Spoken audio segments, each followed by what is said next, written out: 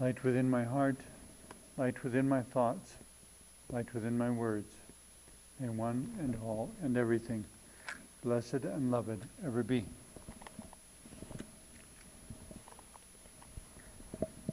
Welcome. I am Sister Who. It seems that in the U.S., the metaphors associated with baseball are used so widely that it kind of becomes part of the culture. And so growing up within that, it became second nature to me, I suppose, to refer to life as pitching curveballs, which for those familiar with baseball, of course, I don't need to explain, but it's basically a certain type of pitch that a pitcher throws toward the batter in baseball, and it's supposed to be one of the more difficult pitches to hit because it's, if I understand correctly, it's a way of making the ball actually travel in a curved fashion within the air, so that where the batter swings is not where the ball passes and consequently results in a strike.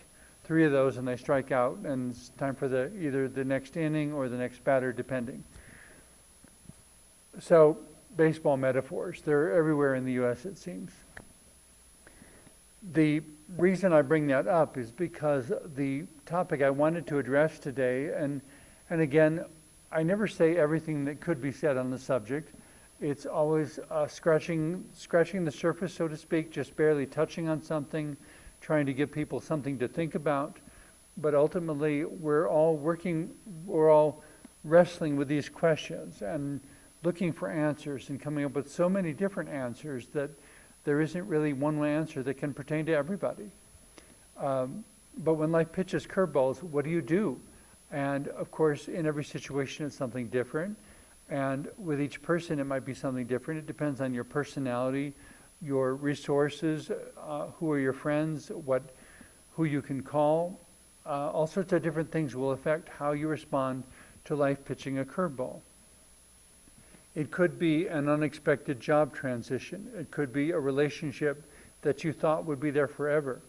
I was in a relationship for 9 years, and neither of us ever expected it to end. But after 9 years, I got to the point where I just couldn't do it anymore. It was too exhausting. My life was put on hold so that I could take care of him and all of his stuff and all of his houses and all of his everything. He was the breadwinner and I was the homemaker. When we first met, the idea was that we would gradually shift roles so that by the time I got a career launched, he would be retiring and he would be the homemaker. Having seen how he keeps his house, I don't think that was a realistic expectation. There's no way to my observation that he could ever be an effective homemaker. In some ways, it was kind of like Oscar and Felix in The Odd Couple, which was originally a Broadway play and then became a television show. One is totally organized and neat, and the other is totally messy and sloppy, and that's the way life works for him. It's not that one is good or bad or right or wrong, it's that they have very different ways of coping. For someone who has this creative mess all over the place, they know where things are, and having everything all over the place somehow allows them to relax and do whatever creativity they need to, and to do whatever work they need to, because it's the style of approaching life that works for them. They need their creative mess, they need things to be free to go wherever they need to go. And then on the other hand, there are people like me and people like Felix in The Odd Couple who need to have organization.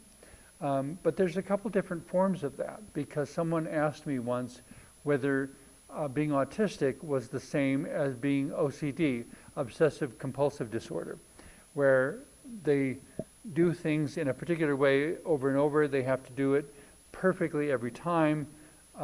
Someone joked with me once that if you want your house really clean, have someone with OCD clean it, because they won't miss a speck of dust. In my case, as an autistic, I said the difference is that it's not about doing things in the same way or doing things methodically or doing things obsessively. It's about having organization, because without organization, it's very difficult for me to think clearly. it's like looking at a jigsaw puzzle, and for me, it's 500 pieces competing for attention. So I have to get them organized in order to think. But I'm not obsessive about organizing them. I need the clarity and the organization in order to not have 500 pieces competing for attention, or as some people have said, it's like herding cats, to use another metaphor. Because if anyone's ever tried to herd cats knows that basically they run every which direction, and you can't herd them the way you can herd sheep. They don't stay together in a group. They run this way, they run that way, and so you try to get this one back in, and then this one runs off, and you try to get that one back in, and that one runs off. Herding cats. For myself, or for my experience with autism at least, because every autistic is slightly different depending on sensitivities, but for myself, that means that I organize things so that I can find them, so that I don't have to spend time looking for them. There's something about the chaos that makes it difficult for me to think clearly, difficult to figure out what is the order, and when I finish a job, I always leave things in a certain way so that when I come back, I'll know where I was in the project. That if I wasn't finished, I'll know where it was and how far I was, and this is what I do next, and so forth. But if somebody moves all that before I come back, then I have to sit there for a while trying to remember where I was and what I was doing and how far in the process was I, how far into the process was I, and so I'm organized so that I can proceed in sequential steps. It's not that I'm obsessive or compulsive about the steps, it's that there needs to be a sequence of steps. I sometimes tell people that for me, everything is a sequence of steps, and you can change the sequence or you can change the steps. But if there isn't a sequence and if there aren't steps, then I get overwhelmed and confused trying to organize 500 pieces competing for attention. In the midst of all that, of course, is what happens when life pitches a curveball. When something happens that you didn't expect, and you suddenly have to reorganize, reorient, and figure out what the next step is. Or if you have to create a new series of steps, what will they be? I saw a movie once, and in its original form it was wonderful, but apparently there was some conservative religious group that got a hold of the copyright, and they edited out a lot of the best parts. And so when I purchased a copy of it many years later, all the best scenes were gone. But one of the things, thankfully, that was not gone was this. It's where everything seemed to go wrong. Essentially, it's a substitute teacher who addresses a classroom in an inner city school with creativity and individuality and innovation, totally different than what teachers would usually do. And she's quite a character and quite an individual. And at first the students aren't sure how to respond to her. And at some point they come across some graffiti, I think it was, and she comments how much more wonderful it would have been if they put a little effort into making it art instead of letting it just be a chaotic explosion of anger or resentment or protest or whatever. And so she presents this idea to her students. They say, how about it? And one of them, who is very artistically gifted, does this beautiful drawing of a griffin, which is the school mascot, the school symbol. And so they all meet on a Saturday with the teacher, and they're all out there, and they have brought this huge box of cans of spray paint. And they proceed to spray paint the logo, the symbol of the school, not the logo, but a griffin rendered in a very artistic fashion on the side of the building. But the artist has worked it out in such a way that there's a graph with this picture he's drawn of a griffin, and he drew graph lines across it. And so he gives each of the students who has come some part of the drawing to do and say, this is your square, just paint whatever's in your square. And of course the whole thing comes together in this beautiful mural that's like 15 feet tall. Great big picture on the side of the building, and it's beautiful. It's beautifully done. And all they used was spray paint, but they put some effort and some intention into it. At that point, however, the principal of the school comes out, sees what they've done, has a fit, and is so outraged at the way this substitute teacher has led students down this wrong path of doing graffiti on the side of a building, and is outrageous, and drags her into the building and fires her on the spot. And the students, of course, are just in shock at the reaction, because they feel that what they've done is beautiful, and they believe in what this teacher has taught them. And she comes out a few minutes later and gets into her car, and the students all surround the car and say, "This is so wrong."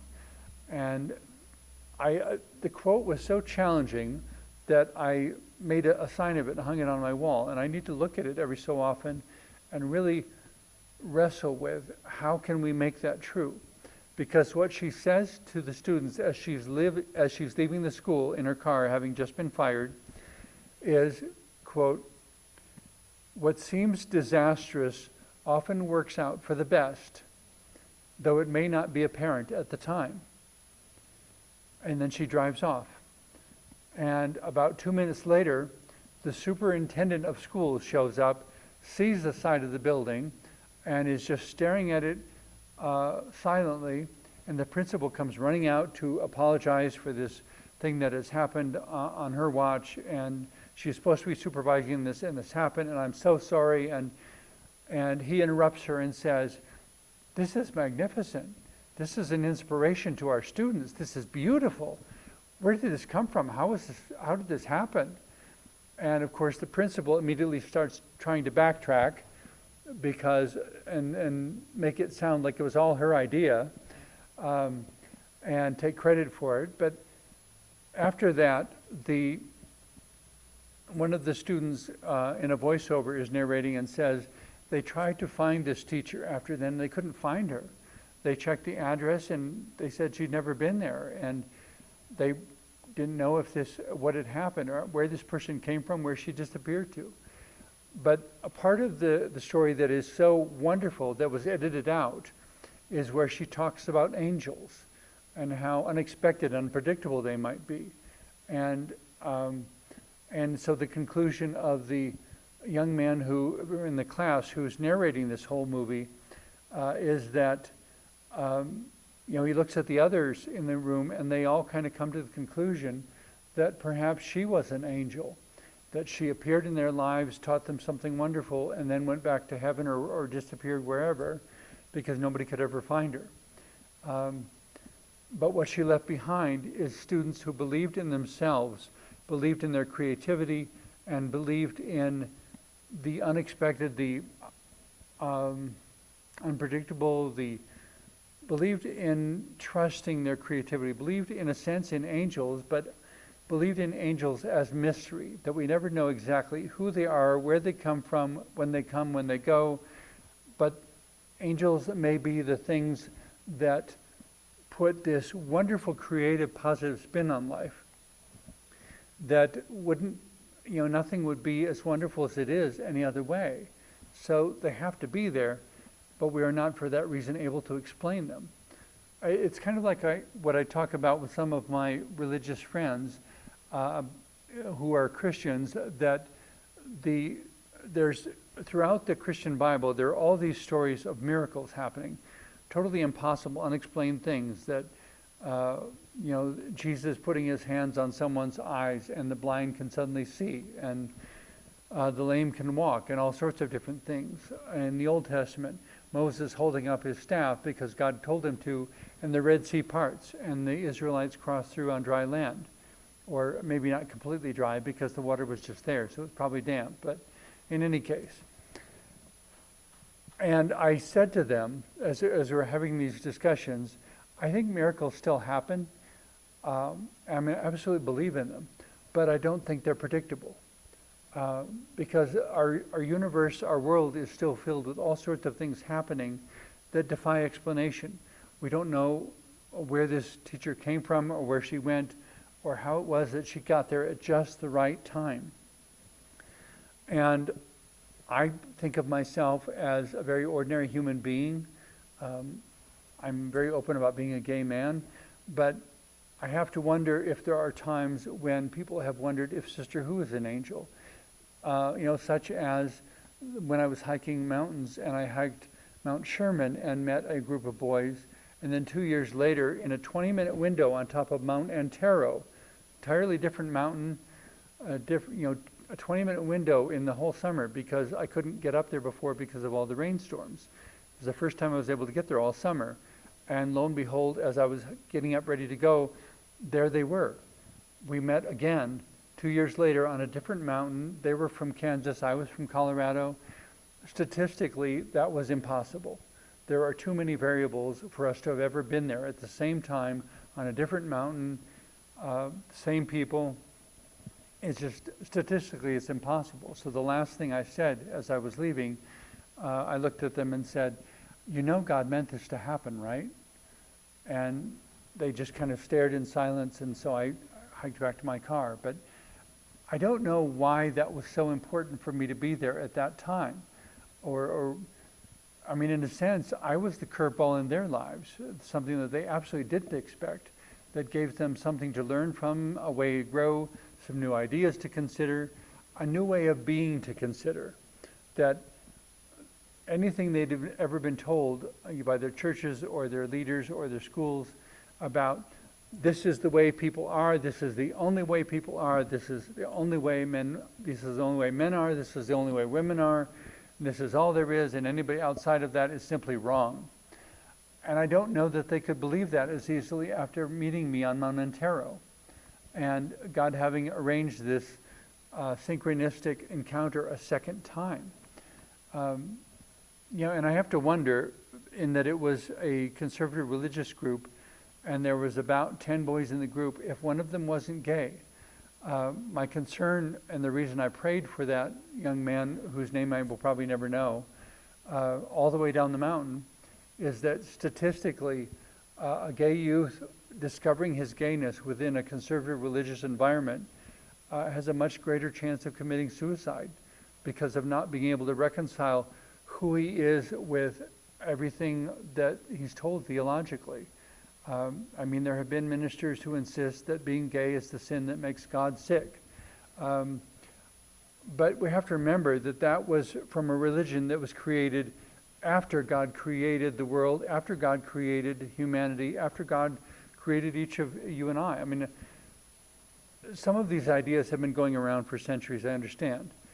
But there's a sense in which I really do believe that each of us was created in the sense of being an idea in God's mind long before we ever set foot on earth. And what is God? Who is God? I don't honestly know. For myself, I believe that God is the embodiment of highest wisdom and greatest love. But I've met a lot of atheists over the years also. But I have to wonder if what they're really protesting is the God as the God who has been defined by the church. And if atheism is a question of not believing in the God that the church has defined, if believing that if God exists, God is not what the church said, sign me up. I don't consider myself an atheist, but I'm absolutely opposed to the way that God has been defined by churches and religions, because it's not big enough. When I was in theological school, I discovered after a while in theological school that the people around me really weren't prepared to believe in a God that transcended human theology. And I found that baffling, and I would look at them and say, if God is no bigger than human theology, God isn't big enough to be God. From everything I've studied in all different religions, actually, I find that they actually have much more in common with each other than they think. And there's a lot of different ways that humanity has tried to answer the mystery of God, but has never been able to fully contain it. Because by definition, God is beyond human comprehension. And atheism, as I understand it, would not exist except for the abuses of Christianity. Except for religious abuse, atheism wouldn't exist. And so I don't know if it's so much saying that there is not something that is God, as much as saying that God is not what the church said. And I agree with that completely. God is more. God is mystery. God is the highest wisdom and greatest love. But highest wisdom and greatest love are beyond human comprehension at the present time. We have not evolved to the point where we understand completely what love is. And we have not evolved completely. We have not evolved enough to completely understand what highest wisdom is, and to be able to understand how multidimensional life is, and that there may be all sorts of non-material dimensions that we haven't been able to access yet, or even material dimensions for that matter. I've been told that mathematically it's now possible to prove the existence of 10 dimensions. But the problem is that with each higher dimension, it requires more energy to access it, and that by the time you get to what is mathematically described as the 10th dimension, there's not enough energy on Earth to generate the ability to access that dimension. It is something so far beyond us. And so it's a magical and marvelous and challenging and puzzling thing to be human, because in one sense, we are so far beyond so many other forms of life. And in so many other ways, there are so many other forms of life so far beyond us that we can't even begin to think or comprehend or perceive them. And I've mentioned it numerous times before, but I still think it's a quote that is, it's well worth everyone knowing because it grants a basis for human humility. And that was from the movie Mothman, in which an older gentleman asked the protagonist, Richard Gere, when he says, if we're dealing with a more advanced being, why doesn't he just tell us what he wants us to know? And the older man looks at him and says, you are significantly more advanced than a cockroach. Have you ever tried talking to one? You know, we're somewhere in the middle. There are things less evolved than us and things more evolved. But the point is not to be there or to be here, but to be where we are, and to be as much as we can, and to reach for excellence where we are, and to reach for that growth and renewal that will take us beyond where we are.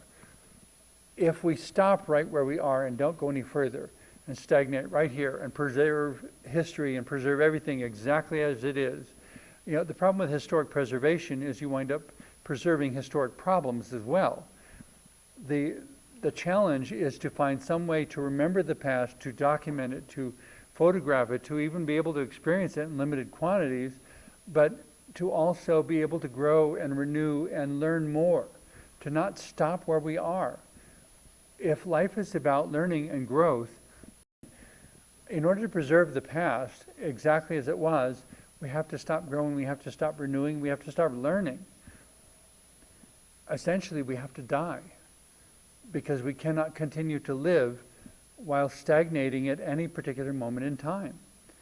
We have to find ways to appreciate and respect and document what has been, while at the same time continuing to grow and continuing to go somewhere and continuing to learn something new, because there's something even more wonderful than anything that we've experienced thus far. And we need to reach out and embrace it and go for it. And to use the metaphor of trees, not to remain a tiny sapling, but to be a redwood that reaches for the sky, and trees that are now 1,000 years old and more, and to understand somehow all the things they have seen and experienced and known, but that even they weren't content to remain a seed.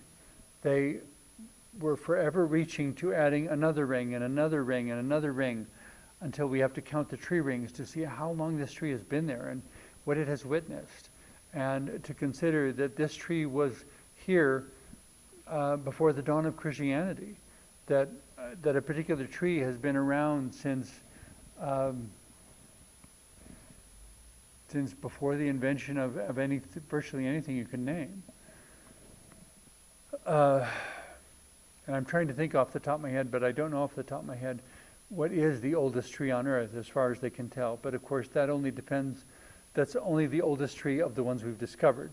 There may be others that we haven't discovered yet, because in spite of having mapped the entire planet to some general degree, there are still new things being discovered every day, and new ways of being discovered every day.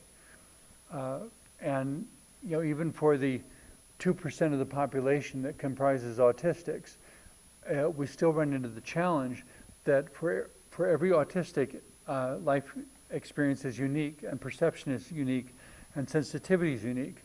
That, like the snowflakes, there's no two alike. And with that in mind, the challenge about snowflakes is they fall and they have short lives.